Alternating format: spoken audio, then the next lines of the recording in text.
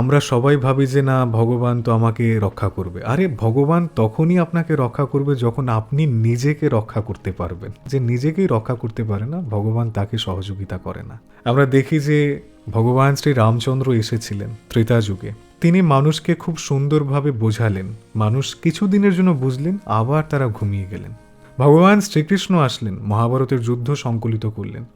তিনি বোঝালেন, মানুষ কিছুদিন বুঝলো, আবার শুয়ে গেল। চৈতন্য মহাপ্রভু আসলো, মহাপ্রভু আমাদের বোঝালেন, আমরা কিছুদিন বুঝলাম, আবার শুয়ে গেলাম। কেন আমরা শুয়ে যাচ্ছি? আমাদের ভিতরে অনেক বাদ বিবাদ, বিশেষ করে তো জাতিগত প্রথার মাধ্যমে আমাদের মাঝে বিবাদ সব থেকে বেশি।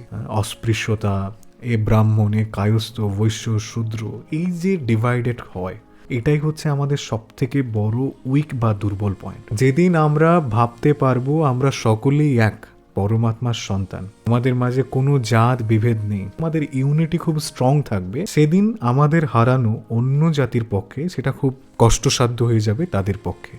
আর যদি এখনো আমরা না বুঝতে পারি যে আমাদের একতার প্রয়োজন নেই, তাহলে সনাতন সংস্কৃতি দিনে দিনে যেভাবে মিশে যাচ্ছে বা যেভাবে আমাদের ছোট করা হচ্ছে, হেয় করা হচ্ছে, অত্যাচার করা হচ্ছে, সেটা আরো দিনকে দিন বাড়বে। আরে আপনি আপনার জীবনকে কাটিয়ে দিচ্ছেন, কিন্তু আপনার জেনারেশন যারা আছে তাদের সিচুয়েশনটা কি হতে পারে একবারও কি সেটা ভেবেছেন আপনি?